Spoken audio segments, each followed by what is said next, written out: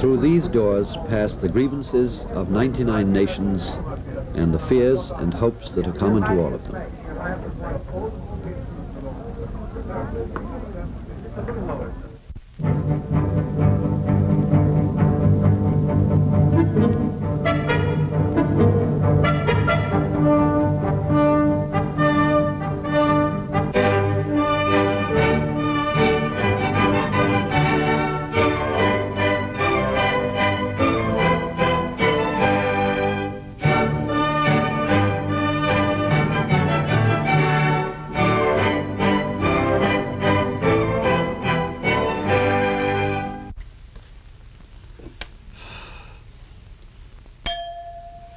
When you do that to any glass, it gives off a characteristic note, a note with a precise musical pitch. That is the note that this glass resonates to. You know, they say that Caruso once shattered a tumbler when he sang a note that hit just the right frequency. Now that building across the river there, that's a kind of resonator, but not to just one frequency. It's a sounding board for all the pressures of the outside world that reach a certain intensity. Then they can either explode or let off steam inside that building. 1960 was quite a year for such pressures. Let's take a look at the big news stories of 1960 from the United Press list. It includes such things as the election of President Kennedy, the Congo, the execution of Carol Chessman, Hurricane Donna, the Pirates winning the World Series. Now that, of course, is an American list. Other nations, other lists. Every nation outside its own splendors and miseries can afford to ignore the miseries of others. But not the United Nations. The United Nations can afford no such luxury of choice. So the stories we're going to look at are not just episodes that happened and faded. They are stories about human situations that have been developing explosive force through the years. They burst into the headlines in 1960, and they will again. They are the stories on the permanent agenda of our time, and they are developing such threatening pressures that since 1960 we've been living under a gigantic question mark. Can we keep what we have? Can we survive? For by 1961, the interval between a happy life and no life at all is now just about 15 minutes. That is what it has come down to. A quarter of an hour's warning in each of the two superstates that something is on the way. Anything spotted on a map is located and transmitted to an underground GHQ. And at this moment, and tonight and tomorrow and next month, picked men will be on the alert for that 15 minutes grace. Weapons of attack and retribution have developed more and more power and subtlety.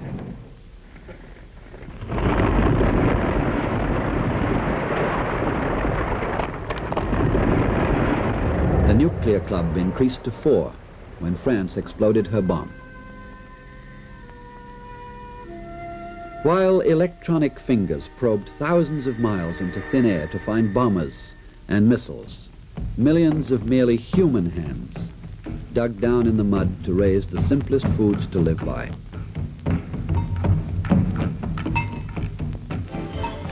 The have nations built great hotels, new airports, wider and better highways. While most of the have-nots lived as they had done since humanity began.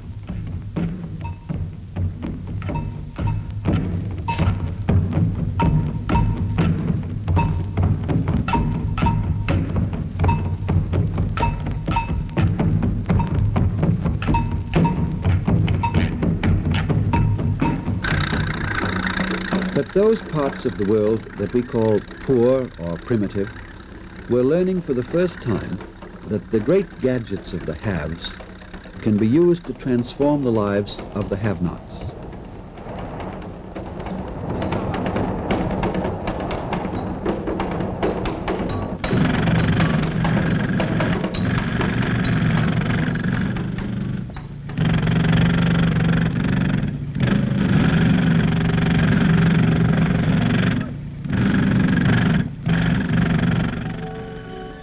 Here is one of the greatest works of man.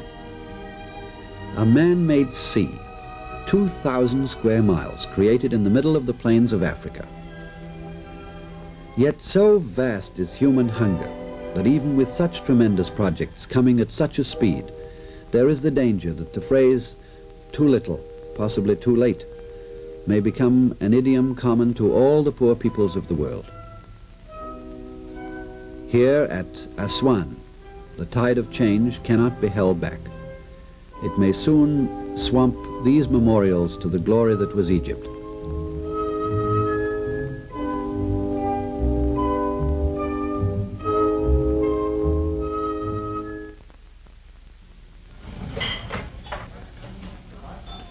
It was an African writer who said recently of his own people, "When I see farmers coming to a town and their wives to buy canned fish for the first time in their lives, it means people are beginning to want more out of life. They will be harder to satisfy." And the have nations, their normal human wants satisfied, have now developed a craving to go beyond their own globe. Last year, as part of the highway planning for these celestial tours, Russian cameras photographed the back of the moon.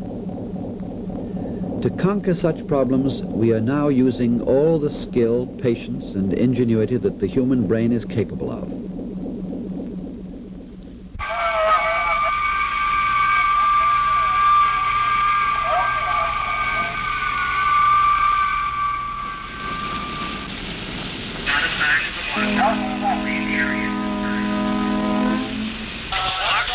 Pressurized. Running. Downfield start tank pressure. 9, 8. Ignition. Maintain. 4, 0, 1, 2, 3, 4, 5, 6, 7, 8, 9, 10.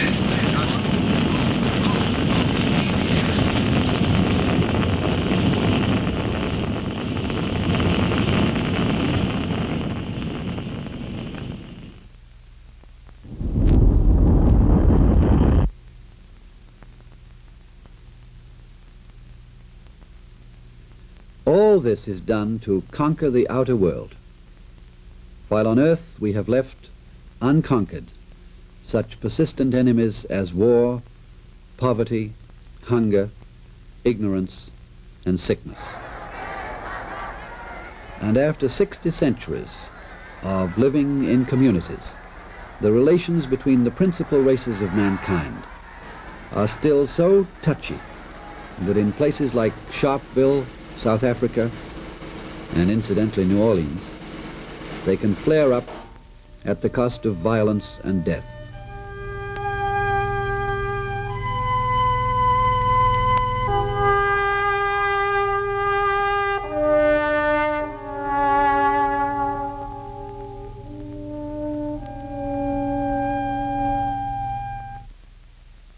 If there was one word more than another in 1960 that recalled to Americans their supreme historical document, it was the word independence. Suddenly the whole world seemed to be bursting with a longing for that freedom which the Dutch exacted from Spain in the 16th century and which Nigeria acquired from Britain only last October. If the 18th century was the North American century, then the 19th century belonged to the Latin Americans who broke from Spain and Portugal. In the 5 years from 1945 to 1950, Asia broke loose. 1960 was Africa's year.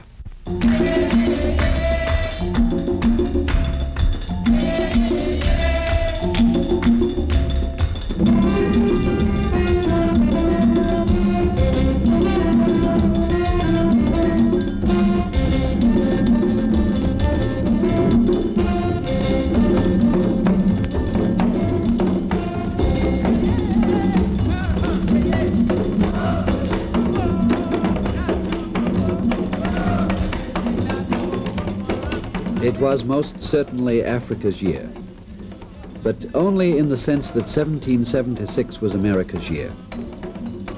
Africa will be with us for the rest of our days. The people of one more continent that has broken out of the chrysalis of dependence and taken wing.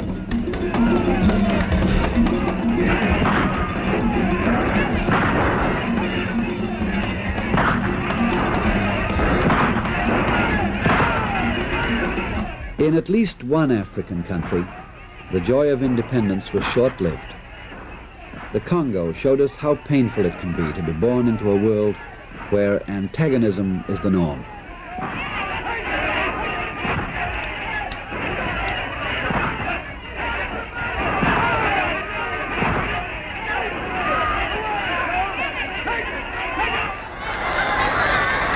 In another part of Africa, the ordeal of Algeria entered its 7th year.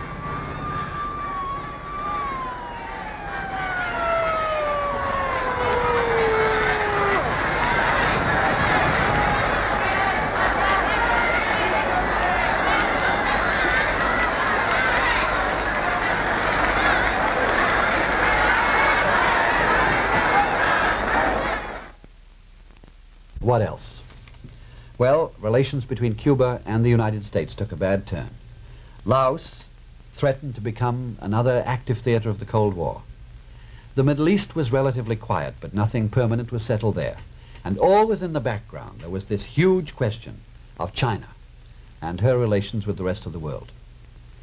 There was another problem that since 1945 has defied all the best intelligences and all the best intentions.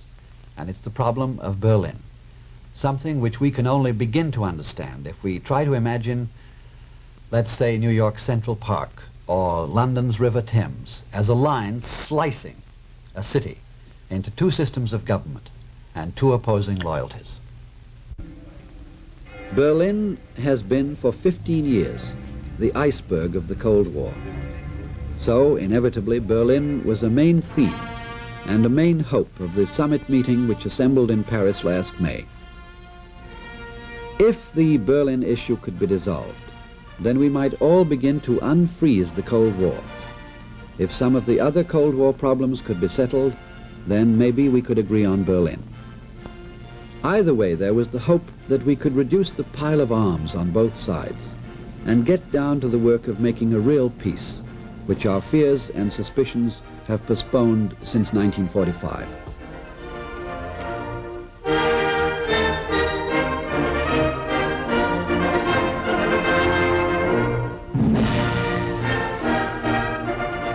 The summit was barely approached before the expeditions scrambled back to their own camps in the foothills.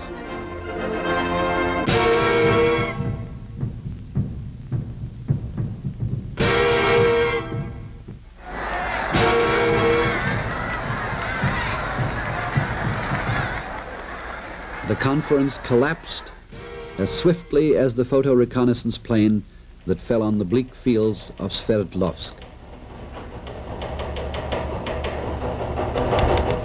And the epitaph was pronounced on our hopes of the spring, and the tracking stations and the bomber fields were ordered back onto a maximum alert.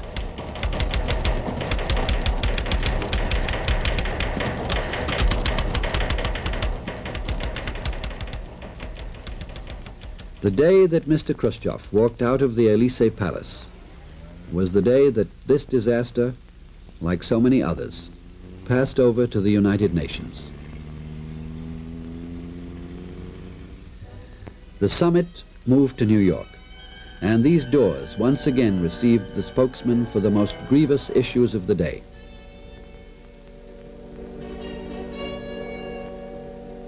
Inside the house there was a new look. The Independence explosion had broken up the old arrangement of seats in the Assembly Hall and changed the familiar lineup of voting.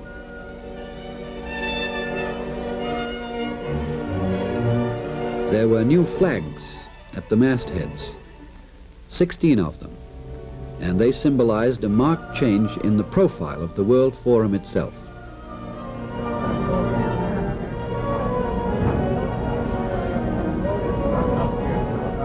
September brought to New York an astounding parade.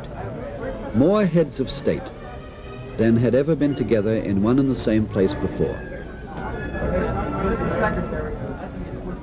We shall all remember the 15th Assembly as a procession of the famous.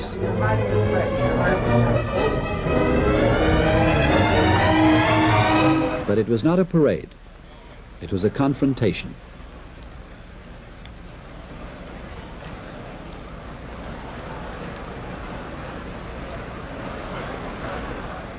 More than any previous meeting of the UN, it echoed with the clamor of the real world. It felt the thrust of people for the things that people really want. Its statesmen talked about the real things, the forces that threaten our ease and indeed our survival.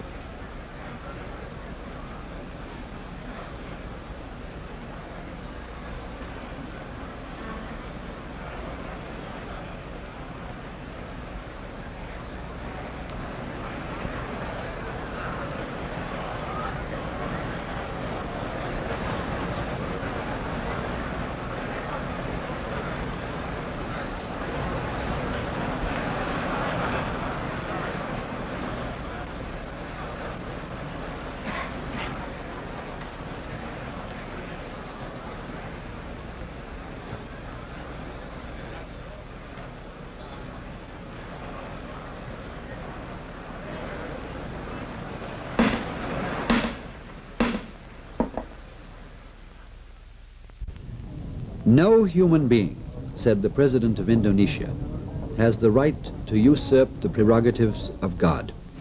No person has the right to use hydrogen bombs. No nation has the right to cause the probable destruction of all nations. No political system, no economic organization is worth the destruction of the world, including that system or organization itself. Some of the men said simply, "We are here." But few spoke that thought as compellingly as Kwame Nkrumah. Our voice booms across the oceans and mountains, over the hills and valleys, in the desert places, and through the vast expanse of mankind's habitations. And it calls out for the freedom of Africa. Africa wants a freedom. Africa must be free. It is a simple call, but it's also a signal, lighting a red warning to those who would tend to ignore it. Some spoke of need and the hunger to have the simple things which today go with a decent life. Gamal Abdel Nasser. The nature of life today makes a long wait unbearable. Scientific progress has brought about this situation. Any farmer in our country, from the extreme south in Aswan to the extreme north in Kameshli, may, by means of radio and the press, see how well ordinary people live in the United States. He can see the magnificent achievements of the people of the Soviet Union. If this farmer should compare his own condition with that of others, he must feel a surge in his breast, demanding that his standard of living be raised to reach the level enjoyed by others. That theme alternated with the basic one of survival. Harold Macmillan raised the matter of how we on Earth would appear today to inhabitants of other planets. How strange they must think the antics of humanity. With all this immense knowledge, the result of thousands of years of effort, emerging from savagery and superstition to the most sophisticated techniques. How strange it must seem to see human beings fighting and quarreling, attacking not the real problems which confront us, economic, social, medical, agricultural, but each other, and even perhaps risking their mutual destruction through the accident of nuclear war. The Prime Minister of Cuba came to the speaker's stand wearing his familiar army fatigue uniform. In his speech, which lasted more than 4 hours, he went searchingly into the relation between big powers and small ones, between rich countries and poor. This was the heart of what he had to say. We are on the side of the peoples that wish not only to be politically free, because it is very easy to raise a flag, a standard, sing an anthem and put another color on the map, but also those who would be economically free, because there is a truth which we should bear in mind as the first of all truths. There can be no political independence unless there be economic independence. Political independence without economic independence is a fiction. Dwight Eisenhower, in his years as president, spoke 3 times to the General Assembly.